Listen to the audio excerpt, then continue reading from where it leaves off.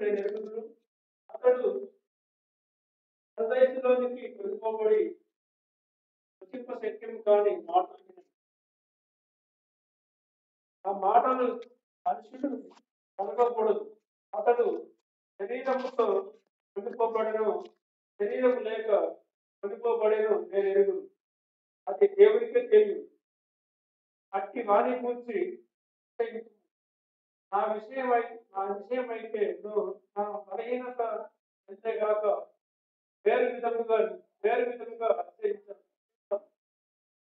అతిశయపడటకు అతిశయించినను నేను సత్యమే పలుకుతున్నాను కనుక అవివేకిని కాకపోదును గాని నా యందు ఎవడైనా చూసిన దానికన్నను నా వలన వినున దానికన్నను నన్ను ఎక్కువ ఘనముగా విసునేమోయని అనుకుంటున్నాను.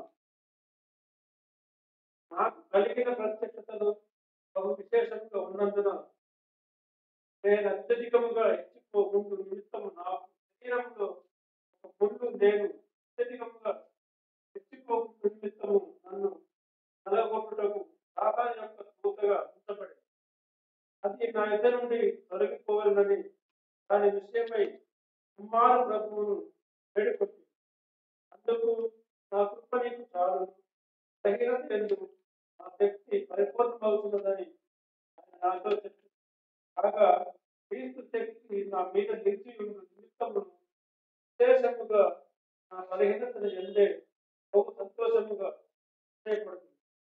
నేనెప్పుడు బలహీనుడును ప్రలోభుడను కనుక క్రీస్తు నిమిత్తము నాకు కలిగిన బలహీనతలోను చింతలలోను ఇబ్బందులలోను ఉపద్రవంలోను హల్లెలూయా. సర్వోన్నతుడా నీవే నాకు ఆశ్రయ దుర్గము. సర్వోన్నతుడా నీవే నాకు ఆశ్రయ దుర్గము. ఎవ్వరు లేరు నాకు ఇలలో, ఎవ్వరు లేరు నాకు ఇలలో. ఆదరణ నీవేగా, ఆనందము నీవేగా, ఆదరణ నీవేగా, ఆనందము నీవేగా. సర్వోన్నతుడా నీవే నాకు ఆశ్రయ దుర్గము. సర్వోన్నతుడా నీవే నాకు ఆశ్రయ దుర్గము. హల్లెలూయా. ప్రియా దేవుని బిడ్డలారా, క్రీస్తు యేసు నామములో మీ అందరికీ శుభములు కలుగును గాక. దేవుని కృపను బట్టి ఈ దినమున దేవాది దేవుని పరిశుద్ధ నామాన్ని మహిమపరచుటకు దేవుడు మనల్ని ఈ రీతిగా ఏర్పాటు చేసి ఉన్నాడు కనుక ఆయన నామానికే మహిమ, ఘనత, ప్రభావములు ఎల్లప్పుడూ కలుగును గాక. ఆయన కృప నిరంతరము మనపై నిలిచి ఉండును గాక. దేవుడు మనలందరినీ దీవించి ఆయన ప్రేమకు పాత్రలుగా సిద్ధపాటు చేయును గాక.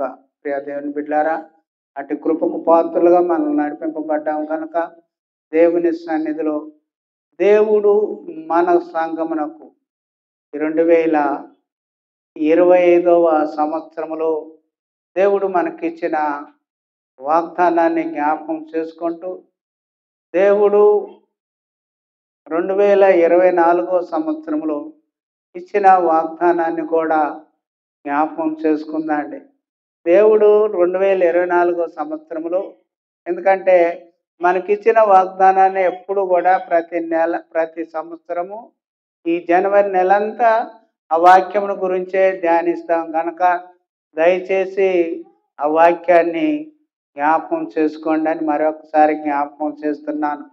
ప్రియా దేవుని బిడ్డారా, సమస్త అపవిత్రతలో నుండి దేవుడు మనలను విడుదల చేయును అని పోయిన సంవత్సరము వాగ్దానము ఇవ్వబడింది. కనుక సమస్త దుర్నీతి నుండి మనల్ని విడుదల చేయుటకు మనిషి కుమారుడు ఈ లోకానికి వచ్చాడని కూడా వాక్యం చెప్పుకున్నాం. కనుక దేవుని బిడ్డలారా, ఈ సంవత్సరము దేవుని యొక్క వాక్యములో కీర్తనాకారుడు 68వ కీర్తన 28వ వచనం అనుకుంటా. కనుక మీకు బలమును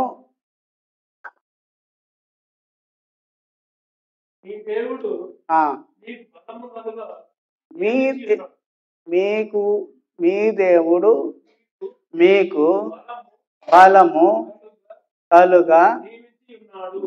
కలుగా నియమించి ఉన్నాడు. అంటే ఇంకా మనం దాన్ని స్వాధీనం పరచుకోవాలి. దేవుడు ఆల్రెడీ మన ముందు ఉంచాడు, నియమించి ఉంచినాడు. కనుక దేవుని సన్నిధిలో, పరిశుద్ధ దేవుని సన్నిధిలో చేర్చబడిన వారము దేవుని యొక్క బలమును మనము పొందుకోవటానికి దేవుడు మనకు నియమించి ఉన్నాడని మరొకసారి జ్ఞాపకం చేస్తున్నాను. కనుక దాన్ని సక్రమంగా ఉపయోగించుకుంటే దేవుని నామాన్ని మహిమపరచడానికి దేవుని కృప మనకు దొరుకుతుంది. కనుక ఇశ్రాయేల్ ప్రజలు మోషాని, అయ్యా మాకు నీళ్లు లేవు ఇవని మోషాని సినాయి పర్వతం దగ్గర అడవిలో మొరపెట్టుకున్నప్పుడు, వారు సనుక్కున్నప్పుడు దేవుని సన్నిధిలో మోషే ప్రార్థన చేశాడు. బాగానే ప్రార్థన చేసినాక దేవుడు నీ ఎదుర్కొన్న కొండని బండను కొట్టమన్నాడు.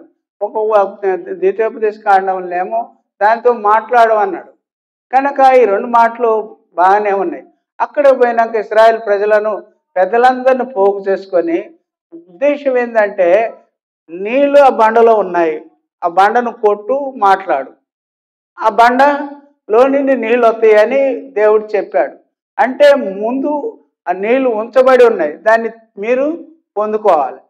కనుక ఆ బండను కొట్టం అంటే ఆ మోషే గారు ఏమన్నంటే ద్రోహులారా అన్నాడు. ఏమంటే ద్రోహులారా అని అనంగలోనే మరి దేవుని యొక్క కోపము మోషే మీదకి ప్రవహించింది. కనుక ప్రియాదేవం నీళ్ళైతే వచ్చినాయి, ఇశ్రాయేల్ ప్రజలందరూ తాగారు, కానీ ఆ దోషం అన్నది మరి మోషే మీదకి ప్రవేశించింది. కనుక ప్రియాదేవుని బిడ్డలారా, ఈ దినమున మీకు బలం ఇవ్వటానికి నిశ్చయించున్నాను, ఉన్నది మీకు బలం ఇవ్వటానికి సిద్ధపాటు చేయి ఉన్నాడని దేవుని వాక్యములో సెలవిస్తుంది. కనుక ప్రియ దేవుని బిడ్డలారా, దేవుని సన్నిధిలో ఒక వాక్యాన్ని జ్ఞాపకం, లూకా సువార్తను ఒక్కసారి తీయండి, 1వ అధ్యాయము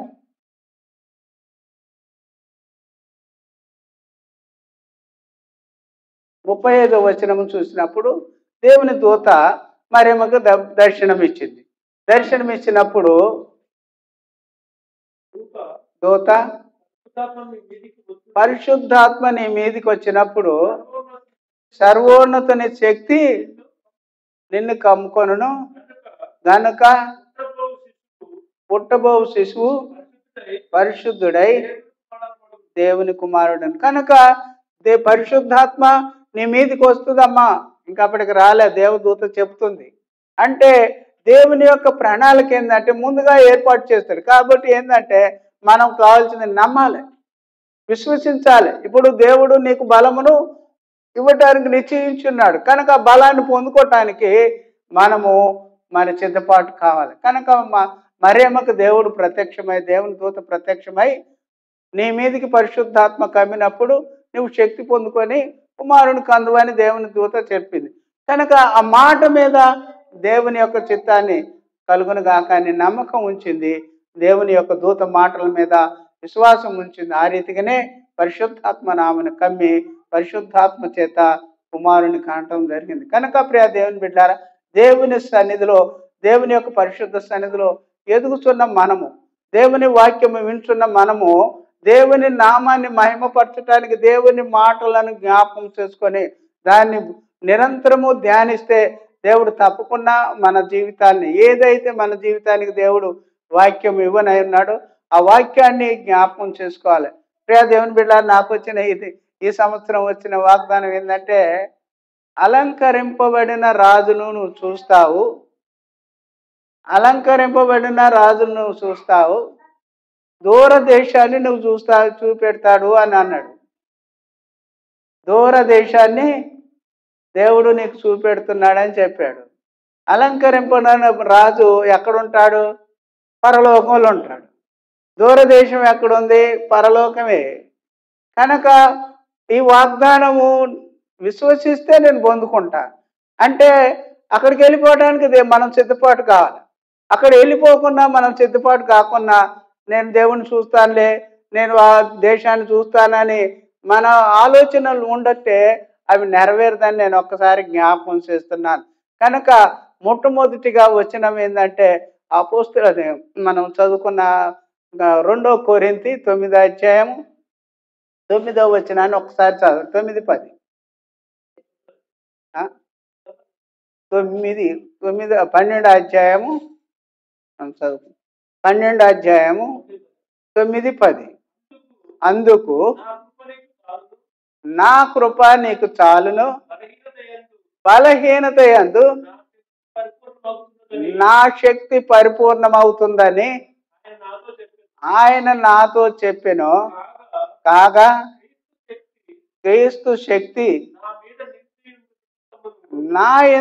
నా మీద నిలుచు నిమిత్తము విశేషముగా నా బలహీనత యందే బహు సంతోషముగా అతిశయపడుచును. బహు సంతోషంగా. ఎందుకనంటే నేను బలహీనుని కనుక దేవుడు నాకు తోడుగా ఉండి ఆయన సన్నిధి నాకు ఇచ్చి నన్ను బలపరుస్తాడని ఆ సంతోషం మనలో రావాలి.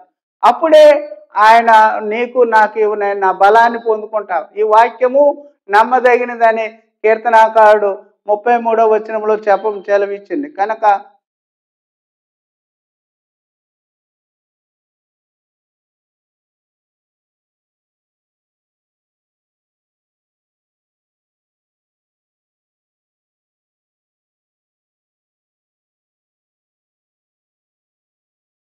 ముప్పై 33వ అధ్యాయము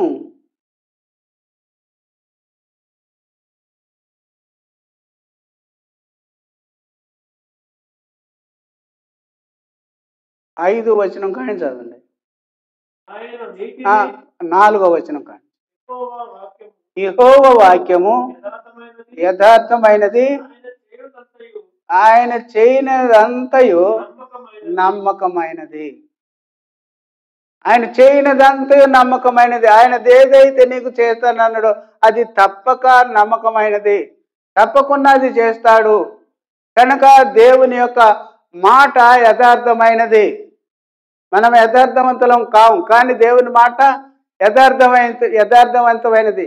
ఎందుకు యథార్థవంతమైనదంటే మనము యథార్థవంతులం కావు. పౌలు గారు ఏమండో, నేను బలహీనుణ్ణి, నన్ను బలపరచడానికి దేవుడు కృప నాకు ఇచ్చాడు. కనుక నన్ను బలపరిచేది దేవుడే. దేవుని మీద అతిశయపడాలి, కానీ నా బలం మీద, నా బలహీనత మీద, లేకపోతే పడిపోయిన దాని మీద కుంగి దుఃఖించుకుంటే వచ్చి ప్రయోజనం లేదు. ఇంకా ఇబ్బంది ఎక్కువ అవుతాం. కనుక దేవుని వాక్యము, దేవుని యొక్క పరిశుద్ధ వాక్యం ఏంటంటే ఆయన వాక్యము యథార్థమైనది. దేవుడు మనకిచ్చిన వాక్యాన్ని నువ్వు నమ్మితే నువ్వు బలం పొందుకుంటావు. మరేమో నమ్మింది ఆత్మ పొందుకున్నది. కనుక ప్రియ దేవుని బిడ్డారా, అపోస్తలుడు పౌలు నమ్ముకున్నాడు, ఏమైంది? బలవంతుడైండు. ఆయన బలహీన స్థితిలో బహుబలవంతుడై అనేకులకు మార్గం చూపించాడు. మనకి ఇప్పుడు కూడా ఆ వాక్యము మనకి బోధిస్తుంది. అందుకని పేతురు గారు ఏమంటాడంటే అపోస్తుల పౌలు గారు రాసిన పత్రికలు మాకే సరిగ్గా అర్థం కావట్లేదు అంటాడు. పేతురు గారి శిష్యుడా, పౌలు గారి శిష్యుడా? చెప్పండి. యేసు ప్రభు శిష్యుడు ఎవరు? పేతురే. కానీ 3.5 సంవత్సరాలు ప్రభు వెంబడి తిరిగి ప్రభు చెప్పే బోధ అంతా విన్నాడు. ఆ బోధన గురించి నేర్చుకున్నాడు. మాటలు పేతురు 2 పత్రికలు రాశాడు. కానీ ఆయన పేతురు రాసిన పత్రికలు ఏమంటాడంటే పౌలు గారు రాసిన పత్రికలు అన్నీ మాకు అర్థం కావట్లేదు అంటాడు. దాన్ని వర్ణించడానికి కూడా అంత బలం, శక్తి చాలదని చెప్పి, అంటే అంత బలంగా వాడబడటం కారణం ఏంటంటే ఆ బలహీనతను గుర్తుపెట్టుకోవాలి. ఆ బలహీనతని మనం జ్ఞాపకం చేసుకోవాలి. నేను బలహీనుండి అని నువ్వు ఎప్పుడైతే అంటావో అప్పుడే బలవంతుడు అవుతావని నేను మరొకసారి జ్ఞాపకం చేస్తున్నాను. మొదటిగా నీ బలహీనతను నీవు ఎప్పుడైతే గుర్తెరిగి ఈ బలహీనతను దేవుడు నాకు బలమిచ్చి దేవుని నామాన్ని మహిమపరచడానికి నన్ను వాడుకుంటాడు, అందుకు నాకు దేవుడు వాగ్దానం ఇచ్చాడు, నాకు బలం ఇవ్వటానికి ఆయన సిద్ధపాటు చేసి ఉంచాడని మరొకసారి జ్ఞాపకం. మళ్ళీ ఒకసారి ఆ మాట చదవండి. 68వ కీర్తన 28వ వచనం. 2 మాటలు ఉన్నాయి అందులో. నీ దేవుడు నీ దేవుడు నీకు బలము బలము కలుగా నియమించి ఉన్నాడు. నియమించి ఉన్నాడు. కింది వచనం. దేవా దేవా నీవు నీవు మా కొరకు మా కొరకు చేసిన దానిని చేసిన దానిని బలపరచు. బలపరచు. చూడు, ఎమ్మటే ప్రార్థన. ఎప్పుడైతే దేవుడు ఆ మాట చెప్పిండో, దేవా మా కొరకు బలమును మీరు చేసింది ఏం చేశాడు ఆయన? మీ కొరకు నేను బలమునిచ్చుటకు నిశ్చయించి ఉన్నానని ఎప్పుడైతే దేవుడు మాట అన్నాడో, ఆ భక్తుడు ఏమంటున్నాడు?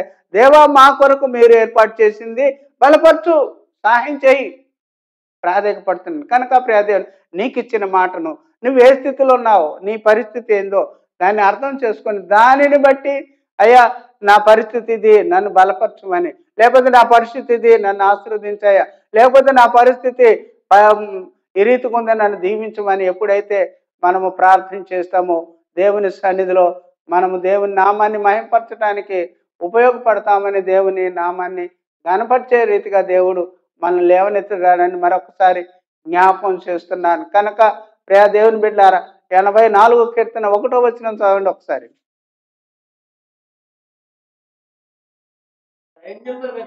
సైన్యములకు అధిపతి యెహోవా నీ నివాసములు ఎంత రమ్యములు. 5వ వచనం ఒకసారి చదవండి. నీ వలన బలమునందు మనుషులు ధన్యులు. ఎప్పుడైతే ఆ నివాసం, దేవుని యొక్క నివాసమును మనము చూసి ఆయన సన్నిధిలో నివాసం చేయటానికి, ఇప్పుడు మనకి పరలోకానికి పోవటానికి లేదు. ఆయన సన్నిధి ఏంటంటే దేవుని వాక్యము, దేవుని సన్నిధిలో ప్రార్థన చేసుకోవటమే. దేవుని సన్నిధిలో గడిపితే దేవుని నామాన్ని మహింపరచడానికి నువ్వు ఎప్పుడైతే ఉపయోగపడతావో ఆయన సన్నిధిలో నువ్వు బలం పొందుకుంటామని. ఆయన నివాసము చాలా రమ్యమైనది, ఆనందకరమైనదని నేను మరొకసారి జ్ఞాపకం చేస్తున్నాను కనుక. ప్రియ దేవుని బిడ్డలారా, దేవుని సన్నిధిలో దేవుని యొక్క బలమును పొందుకోవటానికి ఆయన సన్నిధిలో నడుచుకోవాలని, మొట్టమొదటిగా మనము ఆయన బలం పొందుకోవటానికి మన స్థితిని గుర్తుంచుకోవాలని జ్ఞాపకం చేస్తున్నాం. మన బాధని గుర్తుంచుకోవాలి. బాధలు లేకుండా ఎవరు ఉండవు, బాధలు వస్తుంటాయి. కానీ ఈ బాధను మనం గుర్తుపెట్టుకొని, ఈ బాధలన్నిటినీ దేవుడు భరించాడు. ఈ బాధలు ప్రతి భూమి మీద ఉన్న ప్రతి ఒక్కరి శ్రమ దేవుడు సెలవులో పొందుకొని ఉన్నాడు కనుక, మన శ్రమలన్నీ ఆయన సహించాడు కనుక ఆయన సహాయం చేయటకు నీకు నాకు సహోదరుడైన దేవుని లేఖనము సెలవిస్తుంది కనుక. ప్రియ దేవుని బిడ్డలారా, దేవుని సన్నిధిలో ప్రతి విషయాన్ని, ఎందుకనంటే మీకు బలము నివ్వటానికి నిశ్చయించి ఉన్నానని దేవుడు వాక్యం చెప్తున్నాడు. దేని విషయంలో అయినా ప్రతి పరిస్థితుల్లో బలం అంటే ఏంది? ప్రతి దిగజారిన బలహీన స్థితిలో నుండి దేవుడు లేపి నిన్ను నన్ను సంతోషపెట్టడానికే అదే బలము, అదే శక్తి అని నేను మరొకసారి జ్ఞాపకం చేస్తున్నాను కనుక. ప్రియ దేవుని బిడ్డలారా, రెండోది యెషయా గ్రంథము 40వ అధ్యాయం చేయండి ఒకసారి. 31వ వచనం చదవండి.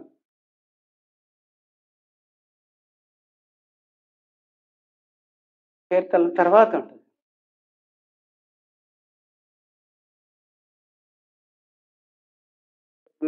యెషయా గ్రంథము 40:31 వచనం తీసారా? యెహోవా కొరకు ఎదురు చూసేవారు నూతన బలము పొందుదురు. దేవుని కొరకు ఎదురు చూసేవారు నూతన బలము పొందుదురు. తర్వాత వారు పక్షి రాజు వలె రెక్కలు చాపి పైకి ఎగురగలుగుతారు కనుక. దేవుని బిడ్డలారా, దేవుని వైపు చూస్తే, దేవుని యొక్క పరిశుద్ధ సన్నిధిలో నీవు దేవుని వైపు చూస్తే నువ్వు బలపడతావని దేవుని వాక్యము. దేవుని కొరకు కనిపెట్టుకోవాలి. దేవుని సన్నిధిలో నాకు సహాయం చేస్తాడని దేవుని సన్నిధిలో నువ్వు ఎప్పుడైతే కనిపెట్టుకొని ఆ దేని కొరకు నువ్వైతే కనిపెట్టుకుంటావు దాని మీద ఆశపడి ఉండాలి. దేవుడి ఆశ అంటే దేవుడు నాకు ఇస్తాడు. నేను మొట్టమొదటి చదువుకున్నా, ఆయన వాక్యము యథార్థమైనది, ఆయన మాట యథార్థమైనది కనుక తప్పకుండా ఇస్తాడన్న విశ్వాసము మొదటి నీలో నాలో ఉండాలి. తర్వాత ఆ దేవుడు చెప్పే మాట మీద నమ్మకం ఉంచుకోవాలి. తర్వాత ఆయన మన బలహీన స్థితి ఏందో గ్రహించుకోవాలి. ఎప్పుడైతే మనం బలహీనలో ఉన్న, అయ్యా ఈ పరిస్థితుల్లో ఈ వాక్యము నేను పొందుకోవటం కష్టమే, నువ్వే సహాయం చేయమని దేవుని మీద ఆధారపడాలి. అందుకనే దేవుని వైపు చూస్తూ దేవుని మీద ఆధారపడేవారు బలం పొందుకుంటారు. ఎలా అంటే పక్షిరాజు రెక్కలు సాపి పైకి ఎట్లా ఎగురుతుందో ఆ రీతిగా నువ్వు ఎగరగలుగుతావని దేవుని వాక్యము సెలవిస్తుంది. పక్షిరాజు ఎలా అంటే పక్షిరాజు ఎప్పుడు కూడా తన ఈకలు పెరిగినప్పుడు అది పైకి వెళ్ళి ఆ ఈకలన్నీ తెంపుకుంటుందట ఆ ముక్కుతోని. ఆ ఈకలన్నీ గుంజేసుకొని ఆ ఈకలన్నీ